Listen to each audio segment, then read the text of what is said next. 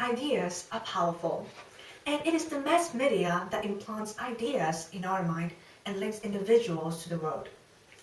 Among all news media, TV news is one of the most accessible and popular types for all ages. Therefore, how news is presented and how news articles differ in styles can certainly influence the audience in various ways.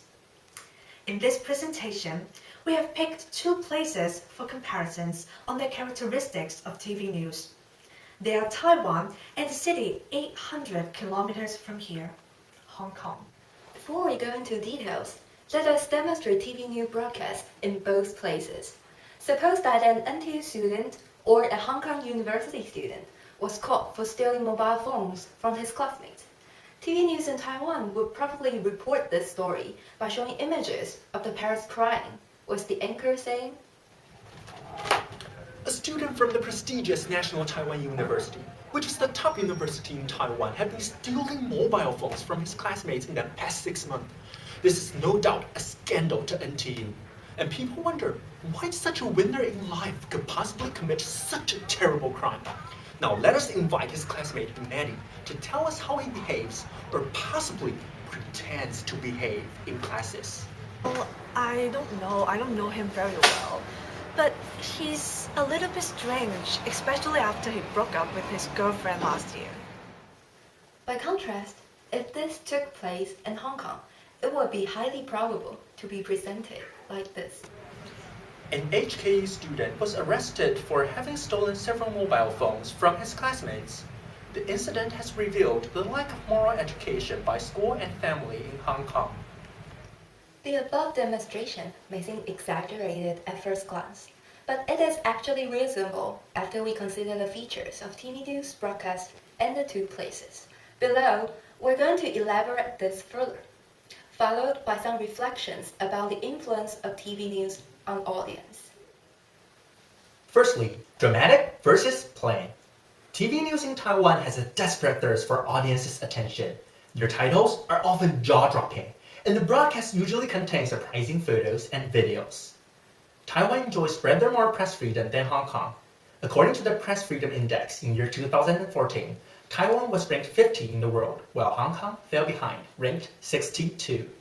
As a result, competitions among TV channels are tenser in Taiwan. The plain old reporting style has failed to secure their audience.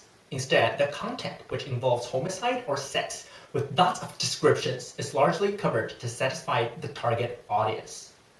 Compared to Taiwan, there are only two major TV channels in Hong Kong, ATV and TVB. Possibly due to the little competitions, TV news in Hong Kong is rather plain and serious. It emphasizes more on the remedies after the events, as well as the social reflection, rather than added dramatic effects to excite the audience.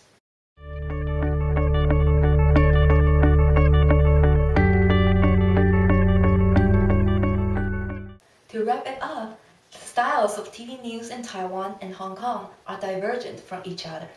While TV news in Taiwan strives to catch the audience attention by making the news attractive, but somehow it's too much. TV news in Hong Kong tends to stay serious and plain. TV news in Taiwan in some degrees dominate audience points of view towards certain issues, whereas that of Hong Kong tries to avoid giving one-sided opinions. Finally, there are lots of gossip about personal affairs in Taiwan TV news, and there are more international affairs in Hong Kong that can connect the audience more to the outside world. From the above, we would like to convey the idea that sometimes how the media presents something, that is, in what ways and styles they report the news, possess power strong enough to affect and even control our emotions and beliefs. The very same piece of news, when presented differently, can diversify our judgments as well.